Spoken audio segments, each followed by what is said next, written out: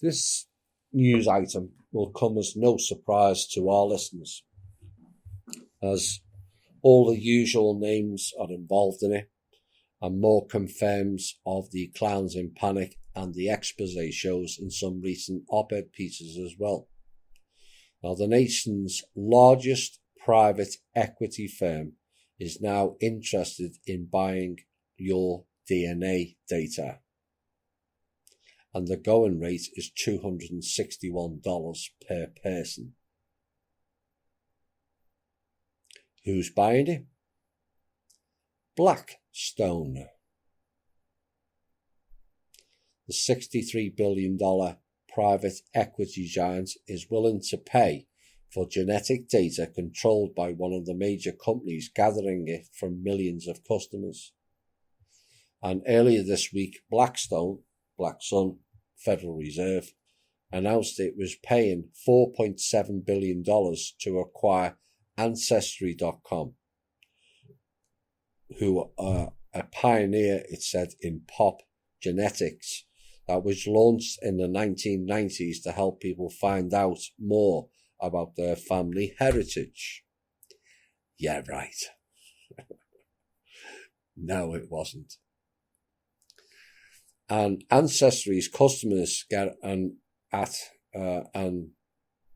in-home DNA kit that they then send back to the company.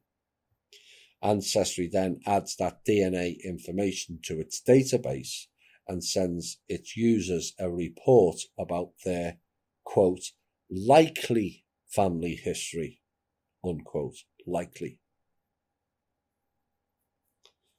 And my understanding is many of their details in their likely family history are false. And the reason they do that is due to political, religious and ideology programs overriding the real history. Now, the company will also match you to other families in its system, it is said, including distant cousins you may or may not want to hear from. And for up to $400 a year, you can continue to search Ancestry's database to add your knowledge of your family tree. $400 a year. Seriously. And then they sell your data and, more importantly, your DNA. What do they do with your DNA is the kicker. And it says Ancestry has some information mostly collected from public databases on hundreds of millions of individuals. But its most valuable information is that of the people who have taken its DNA tests, which totals 18 million.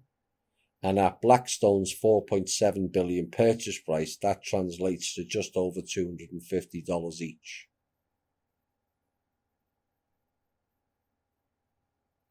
I did warn about those places, did I not? Coming to a research centre near you, target DNA viruses.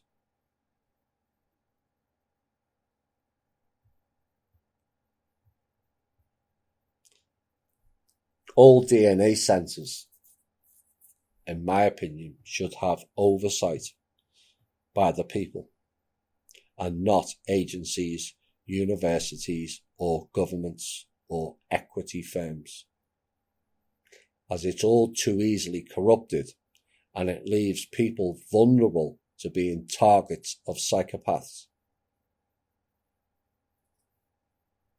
Now, it's said traditionally Ancestry has specialised in family tree information, leaving the personal and predictive health piece of DNA testing to its competitor. No, it's not its competitor. 23andMe and others. Its competitor. But it has recently pivoted into health offerings as well, and the Blackstone merger is likely to supercharge that shift.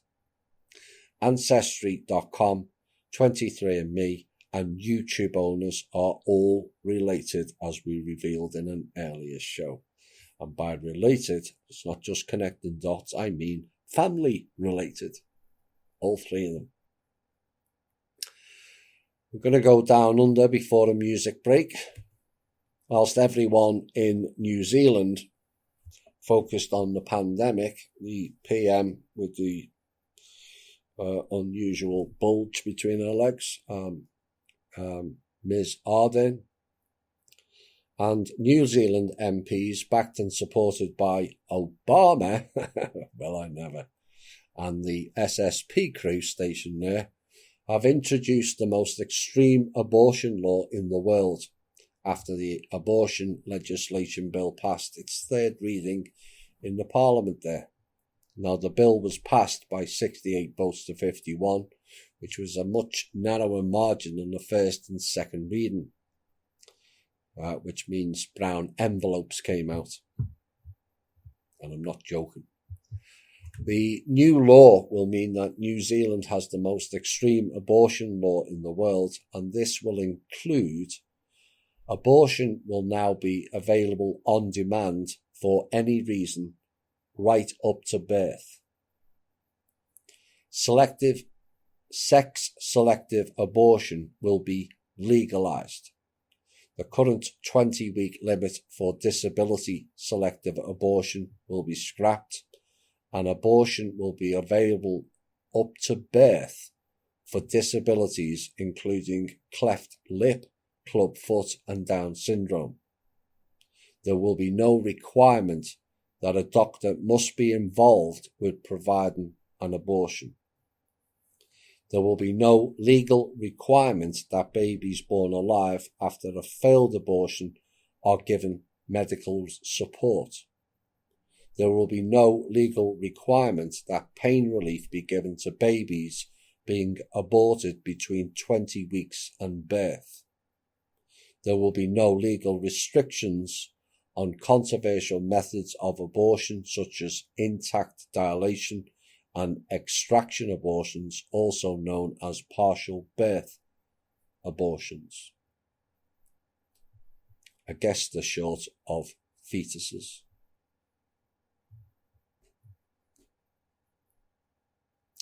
Still in New Zealand, this report came in last week and has a kick at the end. It was reported that New Zealand had gone 100 days without recording a locally transmitted COVID-19 case, which was a milestone that has been both welcomed and brought warnings against complacency. Now, the last case of community transmission was detected on May the 1st, days after the country started easing its lockdown. And Sunday was the fourth day in a row that no new cases of COVID-19 were reported. Now, the total number of active cases in the country remained at 23, all in managed isolation, it is said. Now, New Zealand has fared better than other countries, recording 1,219 confirmed cases, and there we go again, 22, 11, 22, 33, since the virus arrived in late February, and they have been praised internationally for its handling of the pandemic, and the country's government has lifted almost all of its lockdown restrictions, which was first imposed back in March. But back came the fear and doom clowns just a few days after this report, and likely in support of the fascist actions ongoing in Australia at the moment. And New Zealand put its largest city back into lockdown after recording 4 new COVID-19 cases. 4. And they lock everyone down.